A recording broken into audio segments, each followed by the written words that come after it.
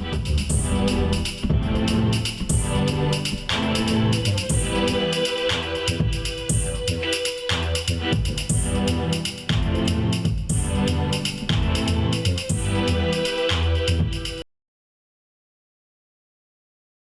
the moment, I'm working with an artist called Infector. He's an up-and-coming artist. Very different in regards to the normal artist. That's why I like working with him, because he can we can go into the studio and just create something out of nothing. Basically, we've done it many a times back down in London. So he's one artist. I'm working on his album at the moment. I'm putting together an album. We've got a couple singles out. We've recently done a new video, Infector featuring The Bridge Radio, which you'll be able to find on YouTube. Apart from that, I'm working with Wiley at the moment. I've done a few tracks for him. There's a pre-release track out with him at the moment called Still Waters, which features Manga from Real Deep. And recently he's asked me to basically for full input on his new album project. So that's something that I'm going to be doing very soon as well. In regards to other projects, remixes, I've recently done a remix for Usher for the Climax track. That sounds really good. So how are you putting yourself out and how are you making connections as a producer? It's taken a lot of groundwork. It hasn't come overnight at all. It's been years of just sending beats to people or getting people's email addresses or going places with other people that I know who have industry links, and that's basically building your own reputation, your own links with them. And yeah, that's the way I've put myself out there, basically just being about myself, so that people know I'm here, what I'm doing. Even in the early stages where I can say that my production wasn't on a professional level, people still knew about me because I was putting myself out there. So now that I'm at this stage, it's like, okay, yeah, he's progressed and this is what he's doing now. People are more inclined to listen to what I've got, or approach me, or me approaching them, and they're receptive. So, okay, that sounds good, man. And so, you're not limiting yourself to any genre of music, are you? Not at all. Not at all. You're able to produce across. I like to keep it open, because I feel that if you do limit yourself to a specific genre, you're only gonna get a specific fan base, and there's only so far you can go with that. If you keep yourself open and keep yourself versatile to different types of music, you'll get fans that like an array of different genres and an array of different backgrounds, and you're bound to be successful because people will always be wanting to listen to what you're going to do next, simply because you're able to create such a diverse array of music. So yeah.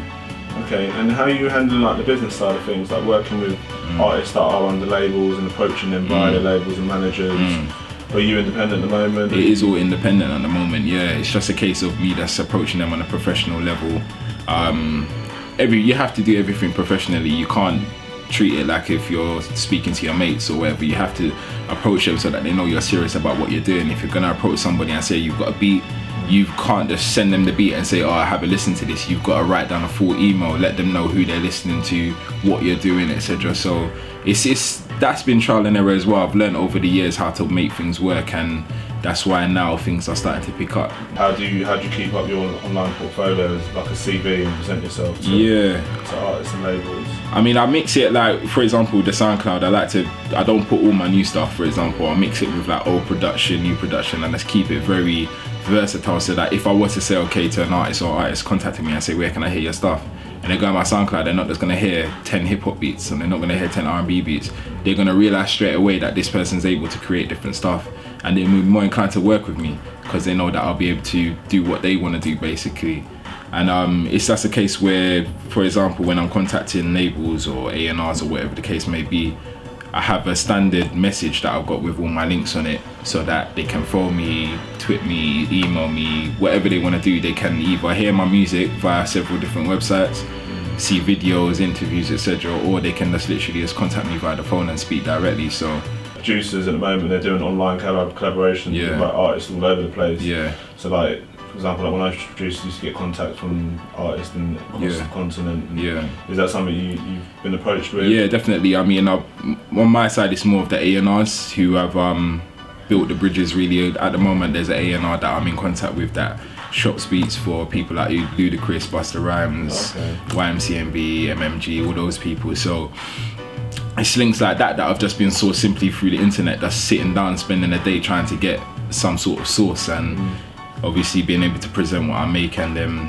acknowledging it and then taking it from there. Yeah. And what sources of revenue do you see potentially coming through as a producer? So music for TV and film is another avenue which a lot of producers aren't too sure about. But there's a lot of potential revenue there. There is. That's something that I'm interested in as well. I mean, there's outlets out there on the internet. If you search in the right way or you look in the right places, there are opportunities, a lot of opportunities to get your music into TV and film. It's hard. It's harder than getting your beats to artists to get it in TV and film because it's very specific, and the people there don't really have any leeway. So it's good to have a good portfolio. Like I said, have a versatile sound bank, and just being able to go to the establishment or go to the outlet and say this is what I've got, and then for them to decide. Really, you can't do much more than that, but as long as you put yourself out there, then you're bound to get something back. Okay. Yeah. And so in 3 to 5 years time, where would you hope to see yourself, and what do you hope to have achieved within the next 3 to 5 years? I hope to have my own establishment like the one we're sitting in now. Have my own line of artists, and just simply just making good music. That's all I want in doing this. I mean, I've enjoyed doing it for so many years, and for me it just is about doing what I enjoy and being able to do it on a career basis.